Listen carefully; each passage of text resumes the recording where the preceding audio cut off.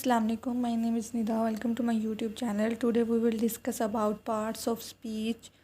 तो जैसा कि आप लोग स्लाइड में देख रहे हैं, पार्ट्स ऑफ स्पीच को याद करने के लिए हम इस फॉर्मूले का इस्तेमाल करेंगे, लेकिन उससे पहले हम स्टार्टिंग से स्टार्ट करते हैं ताकि आपको समझने में आसानी हो जाए। पार्ट्स ऑफ स्पीच की बात करें तो पार्ट्स कहते हैं हिस्से को। ऑफ का मतलब होता है का, की, के, को। स्पीच मीन गुफ्तगू, बातचीत। तो अगर सारे सेंटेंस को हम देखें तो गुफ्तगू या बातचीत के हिस्से, जैसे कि एक बहुत ये अब आप सोच रहे होंगे कि इसको याद कैसे करना है। इसको याद करना इंतहाई इजी है। अगर आप किसी चीज़ के बारे में पक्का अपना अज़म कर लेते हैं, पक्का इरादा कर लेते हैं, तो आपको वो काम करने से कोई नहीं रोक सकता। जैसे कि मंजिल खुद आकर कदम चूमती है, मुसाफिर अगर हिम्मत ना हारे। Any word we can speak out. हमारे मुंह से कोई भी लफ्ज़ निकलता है, कोई भी किस किस्म का लफ्ज़, उस लफ्ज़ का कोई ना कोई नाम लाजमी होता है, उसी को हम पार्ट ऑफ स्पीच कहते हैं। ठीक है, जैसे कि हम एग्ज़ाम्पल देखें, मैं आपको इंग्लिश पढ़ा रही हूँ। इसमें कितने वर्ड आते हैं? 1 2 3 4 5 6 7। इसमें 7 वर्ड्स आते हैं। तो ये 7 वर्ड्स हैं, ये 7 अल्फाज हैं। इनको हम क्या कहेंगे? Parts of speech. बहुत ज़रूरी बात कि हमारे मुंह से निकलने वाला हर लफ्ज़ कोई भी हो, जैसा भी हो, जैसे कि मदर, फादर, इसी तरह टेबल, इस तरह एक सेंटेंस बनाने के लिए हम जितने अल्फाज बोलते हैं उनका मजमुआ जो होता है उनको हम पार्ट्स ऑफ स्पीच कहते हैं। तो चलते हैं नेक्स्ट स्लाइड पर। अब मैं आपको बताती हूँ कि पार्ट्स ऑफ स्पीच होते कितने हैं। वो हैं 8 और इन सबको हम 3 बार पढ़ेंगे। आप एक बार मुझे सुनेंगे और 2 बार मेरे साथ दोहराएंगे।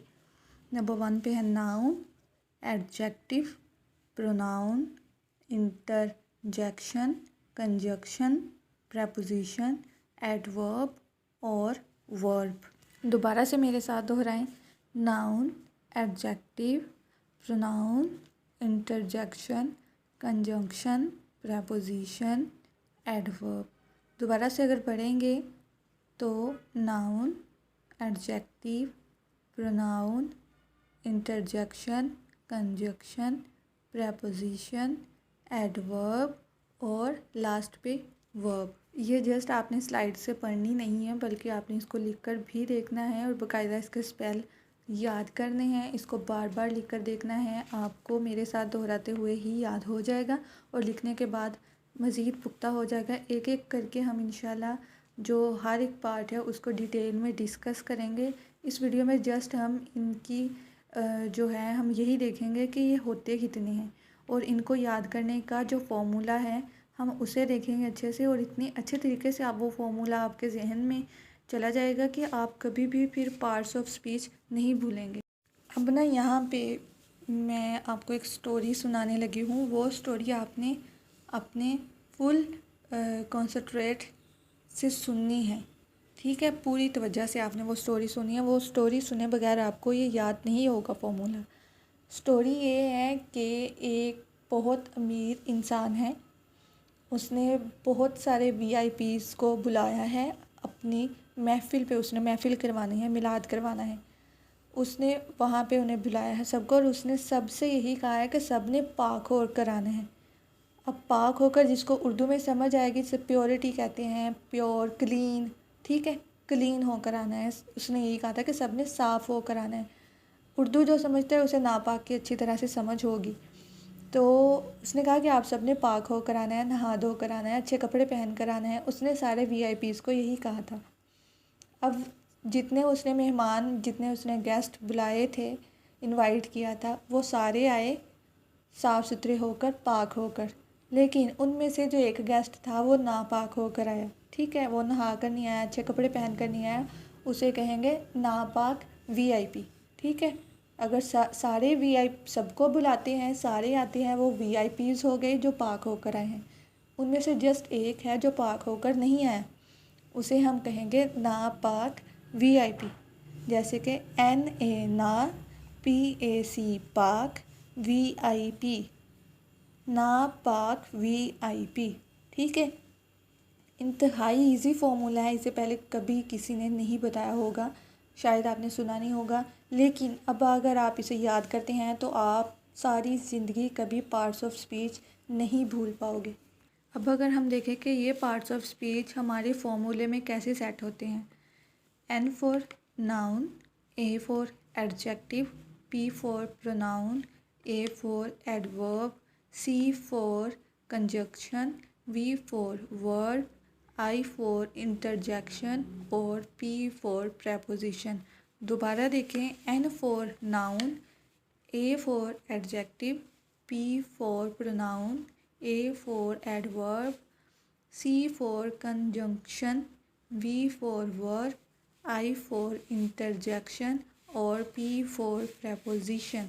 इस तरह से ये जो हमारा फॉर्मूला है नापाक VIP, इसमें जो पार्ट्स ऑफ स्पीच हैं वो बहुत अच्छे तरीके से सेट हो जाते हैं।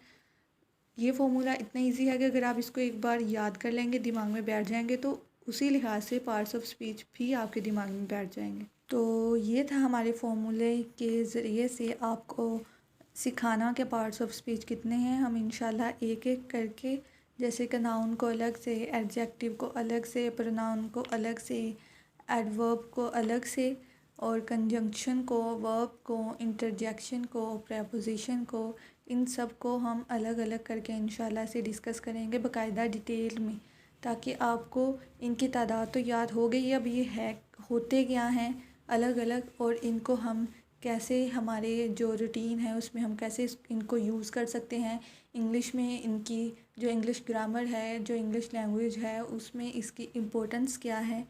और इसी तरह इंशाल्लाह से इनको अलग अलग जब मैं डिस्क्राइब करूँगी तो उनके भी फार्मूलाज याद करने के लिए इसी तरह से इजी होंगे, जो कि आपको अच्छे से याद हो जाएंगे। लास्ट पे हमारी स्लाइड पे है डेफिनेशन पार्ट्स ऑफ स्पीच की।